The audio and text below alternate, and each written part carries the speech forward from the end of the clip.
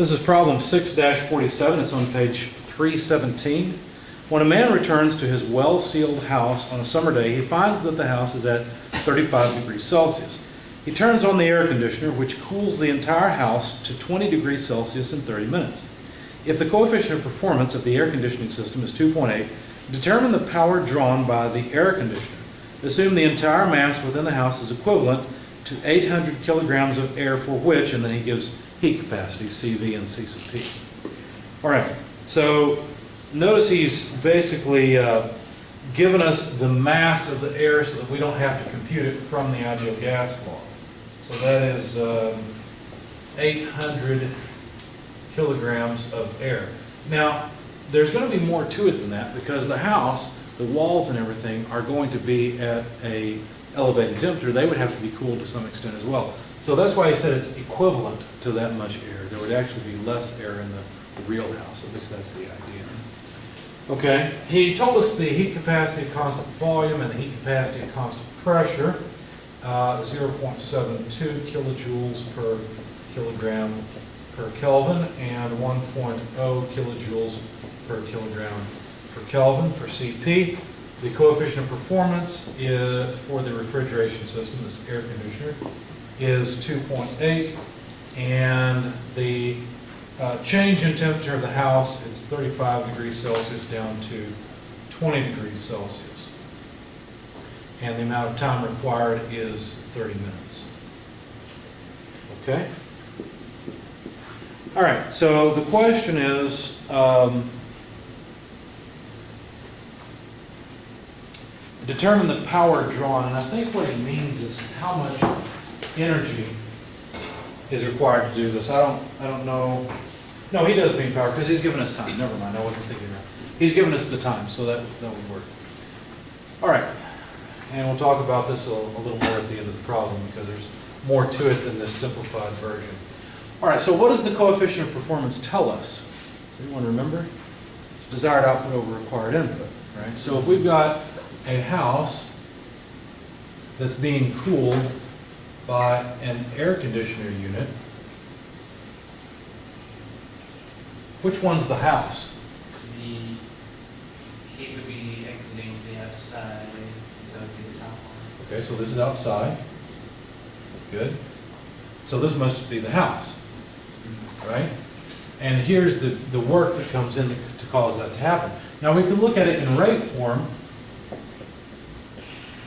and talk about the rate at which energy is pulled from the home or exhausted into the environment. Okay?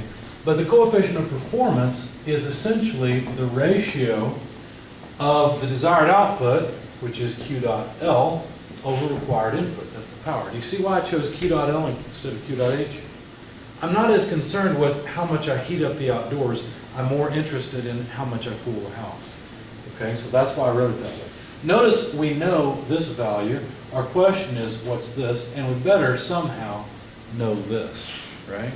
Because we're going to solve this and say the power input required will be Q dot L over the coefficient of performance. So how are we going to get at Q dot L?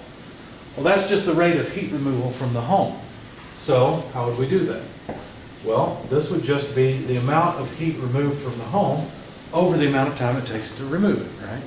So the amount of heat removed from the home would be equal to MC delta T, where this delta T is the change in temperature, this delta T is the change in time. That's how much time it takes. But notice I didn't put a subscript on the C. We're going to use V, or we're going to use P. What's the difference? Why would we use one or the other?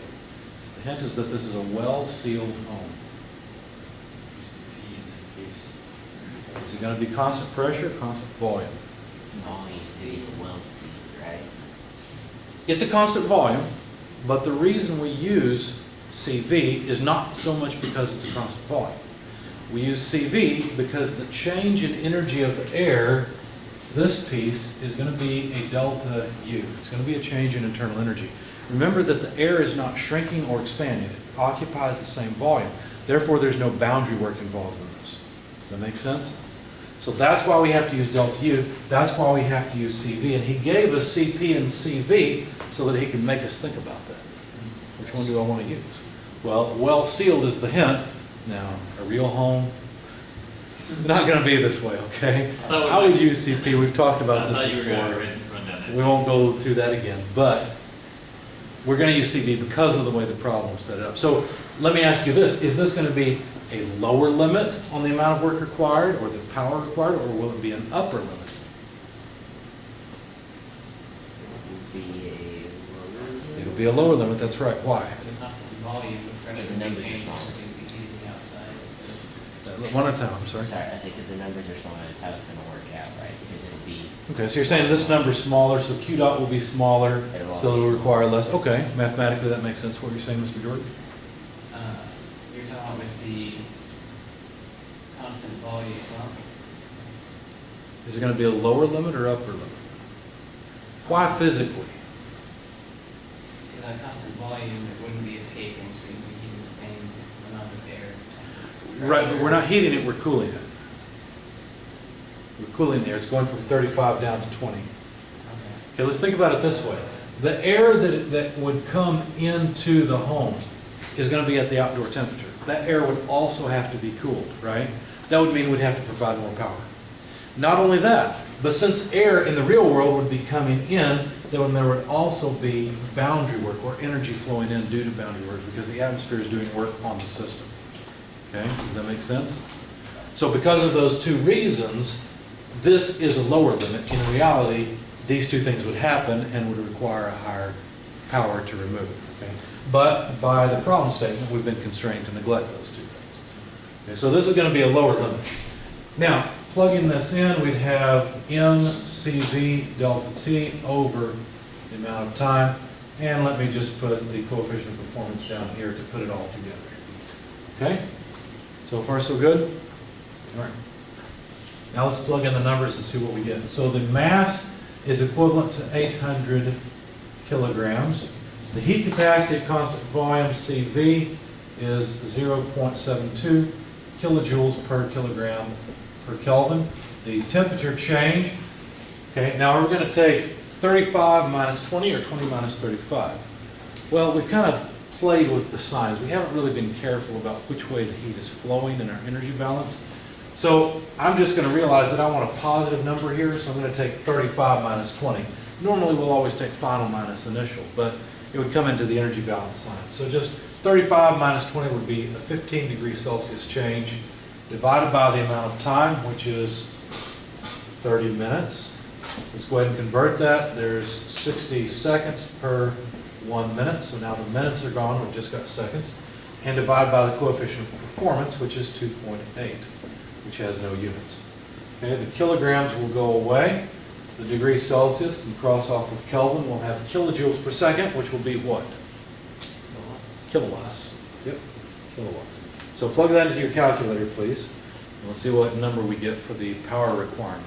And then we'll discuss why that's even further inaccurate. And tell us why we're still wrong. Why our result is still wrong. This is still an approximation.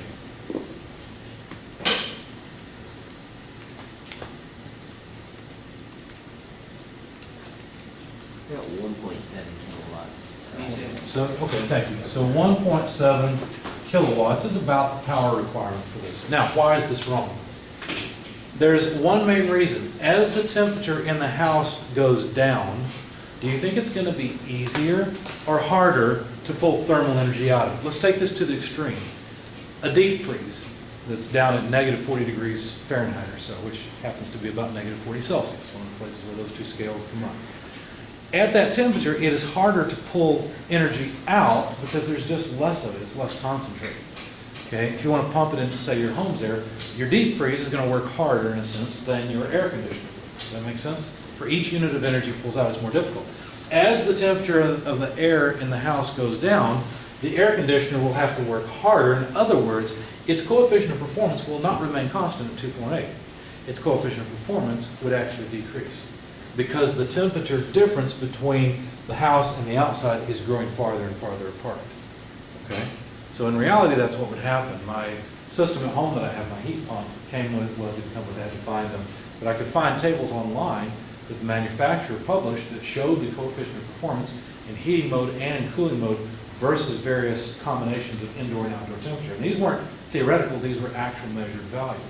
So you could tell, you know, if the temperature outside is 35 degrees, is it really worth it to run the heat pump? Well, it's the coefficient of performance, which on mine is a fairly efficient unit, so still about 3 or so. I don't feel too bad running my heat pump in the wintertime, even when it gets down to about 25 degrees. Now, I don't do it because I've got the boiler. It's cheaper for me to throw some wood in the boiler, right? I don't have to pay for much electricity at all at that point. But the heat pump is really good, even down to relatively low temperatures.